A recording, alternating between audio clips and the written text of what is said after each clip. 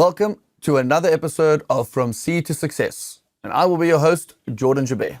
Today, we are going to talk about the heart, high blood pressure, and cardiovascular disease, a silent killer that is affecting many people around South Africa. And to talk about this topic, we have our intern doctor, Miss Debra Hawks. Thank you so much for having me. Thank you for being here. So, if you can give us a basic rundown, we're going to start from the bottom. Let's start with the heart. Exactly how does it work? Okay, so that is quite a loaded question. All right. We have all the time in the world. Okay, so your heart consists of different layers. So you have your pericardium that's around the outside of your heart. You have your blood vessels. You then have your myocardium and you have your valves. And it's divided into your ventricles and your atriums. So basically, you have blood vessels coming into the heart and you have blood vessels leaving the heart. So this all kind of happens at the same time. So when the blood comes into the heart will then pump blood out of the heart as well. And that pump is obviously really important because it provides your circulation, and your circulation carries your oxygen, and then your oxygenation, you need your oxygen to oxygenate your cells. So that is the main and most important part of the heart, if I can explain it in very simple terms.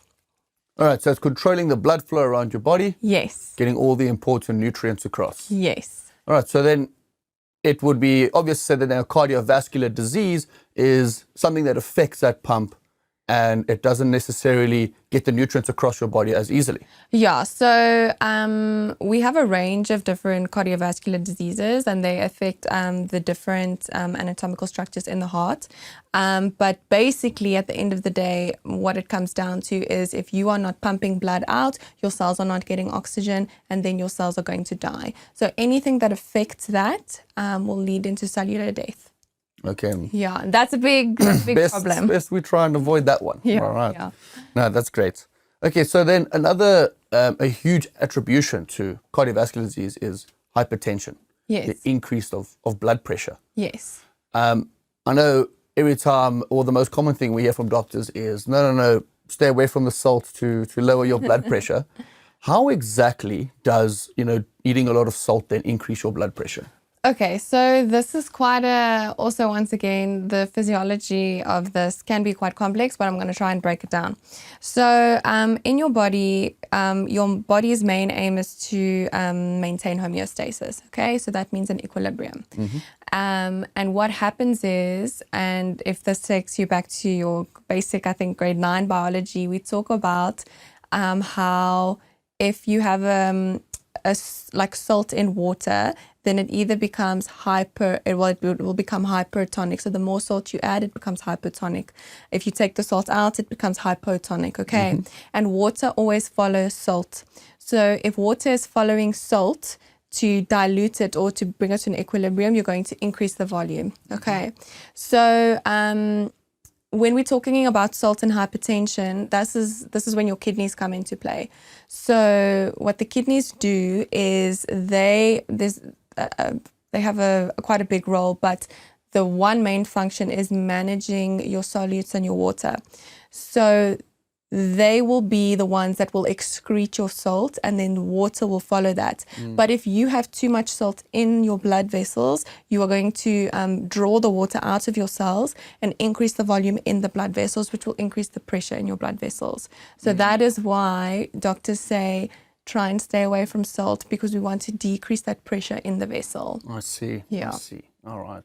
Yeah. And then obviously with that increase in blood pressure, that's when, like I said, it contributes so much to cardiovascular diseases. Yes, it puts you at more of a risk for your cardiovascular diseases. Yeah. Kind of like, imagine like a sewage system with a super high pressure of water running through. Eventually the pipe's going to break. Yeah, so interesting analogy. But yes. So if you think about it, your blood vessels are made up of a couple of different layers. You have your endothelium, and then you have your smooth muscle, all right, which will either contract or relax. But if you continuously are putting a high pressure on that smooth muscle, it's going to get to a place where it stiffens, All right, so then you lose your contractibility, and then you cannot adequately alter your blood pressure. Also, it damages the endothelial lining of your blood vessels, and that damage can lead to atherosclerosis or increase in your plaque formation, which can in turn lead to a number of things. But if we're speaking specifically about the heart, we're talking about your acute coronary syndromes that will develop. Okay, and those symptoms would be? Okay, so when you are talking about, we say that there's we call it a metabolic syndrome. So when we talk about cardiovascular disease, we talk generally about a metabolic syndrome. These are your patients that have diabetes, hypertension, and we call it dyslipidemia. Okay, so they have problems regulating their sugar. They have problems with volume overload in their vessels, and then they also have a problem with high cholesterol. All right, so this combination will lead to what we talk about atherosclerosis, which is a plaque buildup in your blood vessels. And this commonly will affect, we call it your target organs, all right?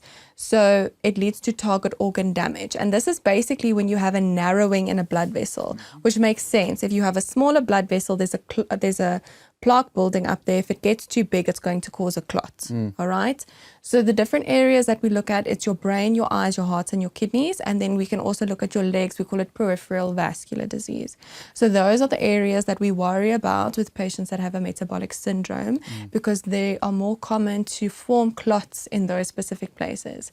So if you get a clot in your brain, you're going to get a stroke. If you get a clot in your eyes, you're going to go blind. If you get a clot in your heart, that's going to cause either, as I said, an acute coronary syndrome. That's a spectrum of heart attacks. If you get clot formation in the kidneys, you're going to get a chronic kidney disease, peripheral vascular disease. You're going to struggle with ulcers on the foot, non-healing ulcers, and then that generally leads to amputations. It commonly happens with diabetics.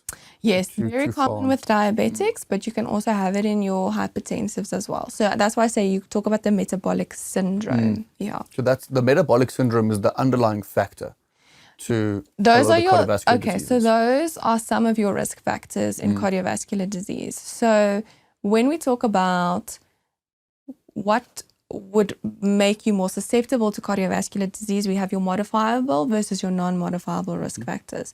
So your non-modifiable risk factors would be your age, the older that you are, your race. We see it generally more in the African population, as well as a family history. So specifically when looking at cholesterol, we have what we call familial diseases. So that means that it's passed down from generation to generation. You have a genetic predisposition. All right, so those would be more of your non-modifiable. There's nothing you can do about it. Okay. You're just born that way. Can you still reduce the risks quite a bit with a healthy lifestyle? So what we talk about then is your modifiable risk factors. So that would include your high blood pressure, your diabetes, your dyslipidemia, your smoking, your diet are very big ones, and then as well as how much you exercise. Okay, so that is where we can come in, and that's where we can change things. So we can prevent you through your diet and exercise from developing these conditions that predispose you to a heart attack. Okay. Yes. That's a ongoing maintenance kind of treatment. For sure. It's just looking after yourself. Yeah. Yeah. And tell me the exercise and the diet, how much of a degree can it reduce your risk factor?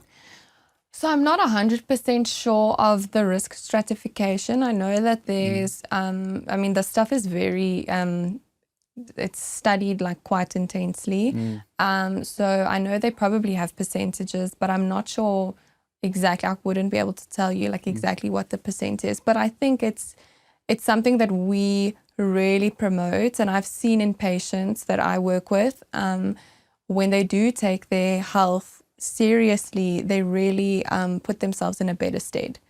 Yeah, so, as I say, I can't give you an exact number. This is something that I would have to go read up on, but definitely a significant reduction. Definitely worthwhile, though. I mean, if you would want to live a longer life, Yeah. you know, I think the thing is people don't understand, like you're playing the long game here, all right? So they don't see how bad these diseases can get and what it can lead to. And it's horrible. I mean, to manage these and to know that this could have been avoided. But this is years of, you know, them mistreating their bodies. And it's not worth it at the end of the day. They die in horrific ways. It's honestly, and to know that you could have changed this. So I think that's something, it's very encouraging for me to make sure that I'm... Yeah, I mean, you're experiencing it firsthand. 100%. It's a great motivator. But I think people don't know that because they're just like, oh, you know, it is what it is. Like, we'll get there when we get there. And then when they get there, it's terrifying. Yeah. Yeah. And then the kind of impact it has on their families as well. Yeah, it's devastating. It's tremendous, yeah. It's devastating. You will die a horrible death, for sure. I mean, okay, so let's just think about it. So if you we'll go through the systems. If you have a stroke, right, and you survive that stroke, now half of your body doesn't work. You, for the rest of your life, are going to need someone to take care of you. That's horrible in itself, okay? If you go blind, what do? Like your everyday life is now completely, you know, in disarray. You have to change the way that you live. Once again, someone has to take care of you. If you have a heart attack, so there's many complications post-heart attack. Great, you survived the heart attack. Now we have to deal with what happens after the heart attack. One of the big things is that you get cardiac failure. Okay. So basically, cardiac failure it's quite a complex process, but basically something triggers the heart to remodel, all right? And in that remodeling of the heart then fails. So the heart isn't pumping properly. So when we spoke about the anatomy of the heart, you have vessels coming in and you have vessels going out, okay? The vessels coming in are coming in from the lungs. The vessels going out are going out to the body. So now the heart isn't pumping properly and you have this sluggish flow, okay? So your blood is sitting, it's pooling, generally it will pool in your legs will swell. It will pool in your abdomen and it will pool in your lungs. So these patients generally die because they're drowning basically in their own fluid. Good heavens. Horrible way to die, okay? Then if you're talking about your chronic kidney disease, so your kidney and your heart work very similarly. The kidney can cause heart failure and it's a similar death, but the kidney also has many other functions, okay? So the kidney manages excretion of waste, so then you can have a buildup of toxins as well, which could potentially kill you. It leads to like blood poisoning. Yeah, and you know, then you have this buildup of toxins in the blood, crosses the blood-brain barrier, you get an encephalopathy, you die. Like, or you're going to need dialysis for the rest of your life. And I mean, that is super expensive in this country, and it's not practical. Can you explain to us quickly what dialysis is, just on a side note? So dialysis is basically, we plug you up to a machine, we take all your blood out, and there's a machine that will then excrete the waste, and then we put the blood back into you. So it's just like it works like a kidney, but outside of your body. Yeah, it's the whole process. It's horrible. So, I mean, we have patients that will come in 3 times a week or maybe even the entire week for dialysis. You can't like live a life like that. And how long does that process take? It depends on how severe the kidney damage is, but it can take up to a couple of hours a day. Sure. Yeah. And then they're coming in multiple times a week Exactly. as So it's just not worth it. And sorry, but to quickly like compare, so like let's say they're coming for 2 hours a week, 3 times a week. At 6 hours, they could have spent their time exercising or looking after their nutrition, which would have been time way better spent than sitting there on a dialysis machine. No, for sure. Yeah. And I think, like, never mind the time waste, but the mental impact that it will have. Yeah, it's sad. It's honestly, yeah.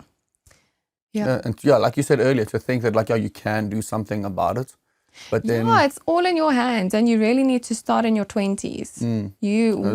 We start seeing the effects of bad diet in your early 30s, late 20s. That is when we start seeing that already.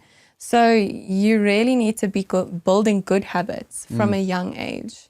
Yeah. So the big thing in managing chronic conditions is early detection. Yes. And figuring out, how far down are we? What sort of measures of early detection can we use for cardiovascular disease?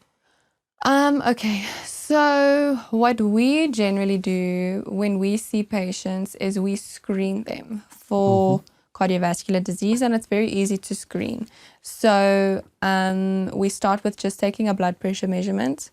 All right, so I mean, that's very, very easy. Your patient comes in, you put the cuff on, you get your reading. How we diagnose hypertension, so there's two ways basically. So hypertension is a blood pressure of 140 over 90. Okay, so I'm talking systolic over diastolic.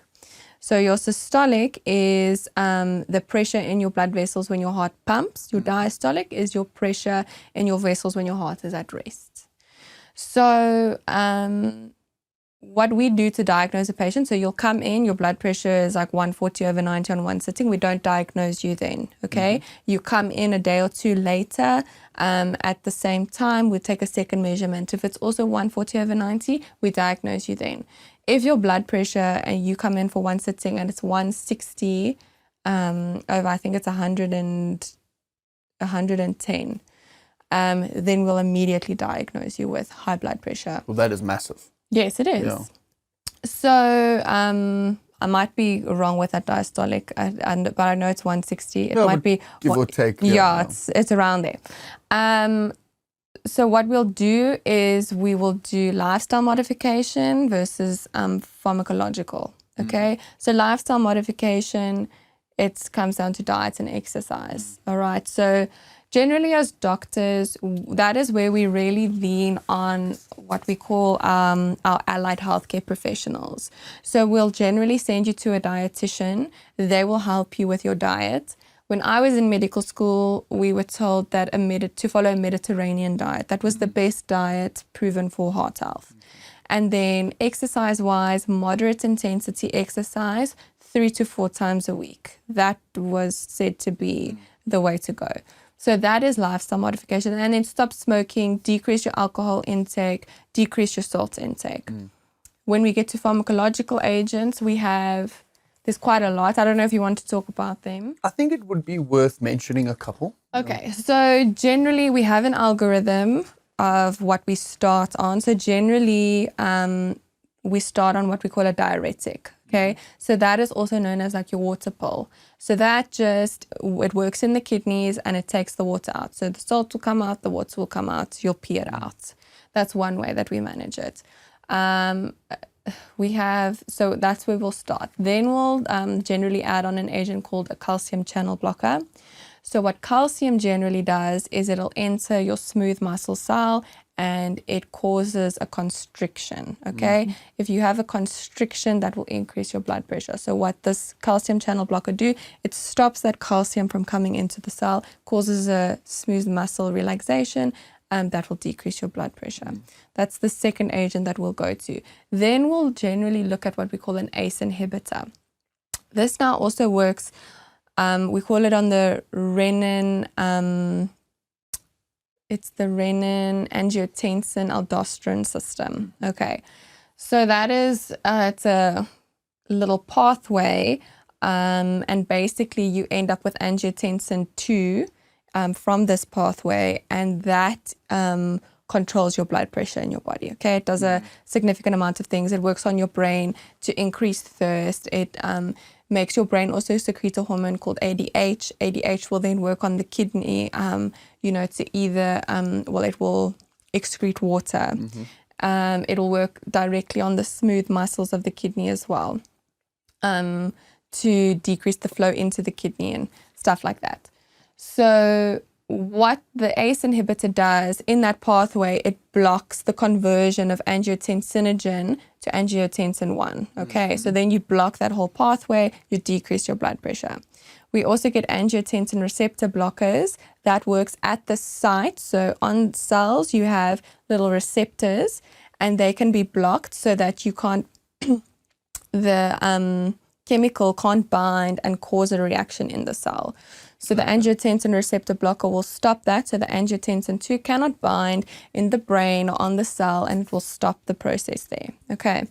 Then we also have something called the beta blocker. So this will, it will decrease your heart rate, and it will also decrease your renin production. Okay. We also have alpha blockers that just stops your alpha receptors that will cause vasodilation if you stop that. So there are a number of drugs that we can use, and we, as I say, we have a little algorithm that we use. We generally start with a diuretic, then we'll add your calcium channel blocker, or we'll add your ACE inhibitor, then we'll add the beta blocker, then we might add another diuretic. And at that point, if you're not controlled, I'm very worried about you and I'm sending you to a specialist. Okay. Yeah. And these pharmaceutical drugs, obviously, it would be better if one could manage it with lifestyle, but there eventually comes a point you when... you must definitely start with lifestyle. Yeah. That is like one of the most important things that you need to do. And that is generally, I mean, if we see patients, we call it pre-hypertensives, or if they come in with that first blood pressure, that's when you sit down and have the chat with them and to be like, listen, this is your chance to really change things for yourself. So I'd suggest you do it. Yeah. I think what a lot of people are under the mindset of is like, if I can just take this pill to fix it, why do I have to exercise? Oh, and it's so frustrating. Yeah, so we were just talking about, I mean, Jordan, with you saying what you said was so true, is that patients seem to feel that they can just take a pill and why should they exercise? Why should they, look after themselves if we can just give them a medication and that will fix it all? And I think that is one of the things that irritates me the most, because why do you expect me as your doctor to take responsibility for your health? You need to have your own autonomy and you need to take care of yourself. There's only so much that pharmacological agents can do to help you. But at the end of the day, you are the one that is responsible. And let's, stop it in its tracks before it comes to the place where I have to cut your leg off or treat your, your heart attack or treat your stroke. It's exceptionally frustrating when we see patients with this kind of attitude, because at the end of the day, our drugs are not going to change your life choices. We are trying the best that we can to make it a bit better, but your lifestyle is what will, have the overall impact of it and save your life at the end of the day. I can't save your life with drugs. I can't. That's incredibly impactful. Thank you. Thanks for sharing. So, on a lighter note, when it comes to kidneys, how long does it take for them to become adult knees? I'm like, I thought you might like that one. If I just do it in there. well done. I'll give you that one. Yeah, I don't know. Yeah. Let's talk back. Let's go back to let's talk about that lifestyle, the diets, especially the Mediterranean diet. So do you know what aspects of it? I believe it is a low sodium, so a low salt diet. So that definitely helps with the blood pressure inadvertently. But is there, like with the high olive oil and avocado oil, do you know exactly how that might help? I think it's got to do, I mean, I'm not a dietitian, so don't quote me on this, but I think it has a lot to do with your types of fats that you are getting in. So the aim is actually we want to decrease your fats. So we want lower fats, because the more fat that you have, so there's a bunch of different type of fats, but the one that we worry about is cholesterol. So cholesterol is the big no-no, and there are different types of cholesterol. The main one that we do not like is called low density lipoprotein. Okay, and the LDL. LDL. Okay, because LDL is one of the driving forces in plaque formation, and diabetes, hypertension, dyslipidemia, that all increases your risk for this plaque formation. What the LDL does is it goes and it sits in the wall of your blood vessel. And when it sits in that wall, it creates like a bit of an inflammatory reaction. And what it does is it builds and it gets thicker and it gets thicker and it gets thicker. And it gets to a point, okay, so this is now when we talk about, if we're looking at the heart, we talk about your acute coronary syndrome. So this is a spectrum of diseases. So you get your stable angina, you get your unstable angina, you get your NSTEMI, and you get your STEMI. So your stable angina is when your clot is getting quite big, but it hasn't ruptured yet. So that will clinically present with, you will get a chest pain. Generally when you're walking, it will be less than 15 minutes and it will respond to rest. So if you stop, you sit down, that pain will go away. That is a stable angina. Then we talk about an unstable angina, and that is when the plaque has ruptured through, okay? That is, you get pain at rest for longer than 15 minutes, doesn't go away with rest, and it's not responsive to what we call a nitroglycerine. That is when we're starting to worry. Okay, we don't see ECG changes. So your ECG is how we monitor the electrical activity of the heart, and that can tell us whether your heart is perfusing well or not. That's one of the things that it can tell us. Then we move to an NSTEMI. Now an NSTEMI is when this clot has ruptured and it is causing ischemia. All right. And then you get your STEMI, which is when it's like basically even bigger and there's a complete occlusion, and the heart is starting to move from being ischemic to like dead, basically. If you could just define ischemia. Ischemia is when you have lack of blood flow to something. So that is, and obviously that's very bad because that will lead to the death of your cells. They're not getting oxygen. So that's what I mean when I'm talking about ischemia. So I think let's just talk a bit more about heart attacks. Okay. So as I was explaining, so we have this spectrum of your heart attack, okay? How we manage heart attacks will depend on what phase of the heart attack you're in, basically. So for a stable angina, we generally give you... Is that like phase 1? That is when the plaque hasn't erupted yet. Okay. So we will give you something called a nitrate. A nitrate will cause vasodilation, so it will increase your blood flow, all right? An unstable angina, we're not seeing the ECG changes yet. We can also treat it with a nitrate, but at that point you need to get what we call an angiogram. So an angiogram is looking at the vessels, if there's occlusions in the vessels.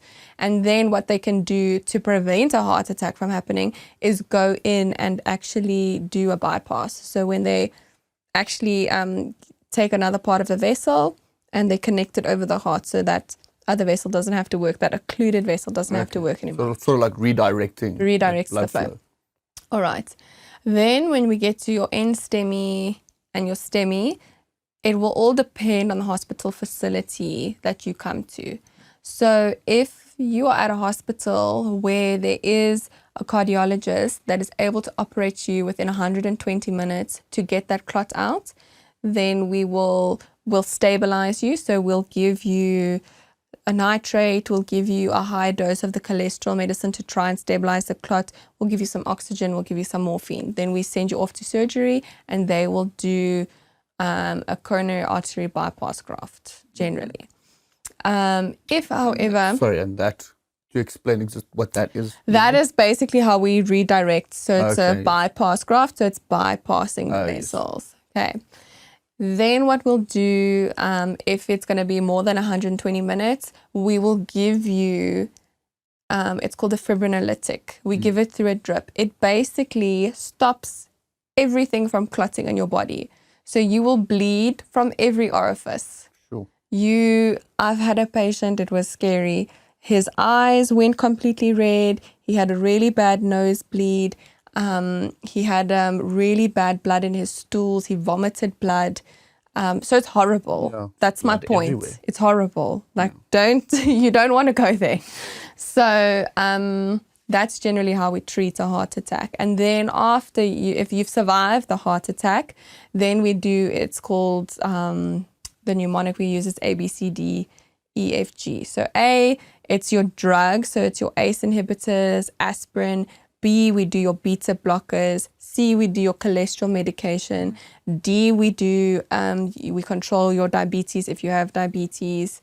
What was E? I think it was, how could I forget? Exercise. Okay, exercise. And then F, it's decreasing your fat. So that's your diet. We spoke about the Mediterranean diet. And G, it means, I can't remember why they say G, but stop smoking. Okay. Stop smoking. It doesn't mean golf. No. Sorry for the men. Yeah. Okay.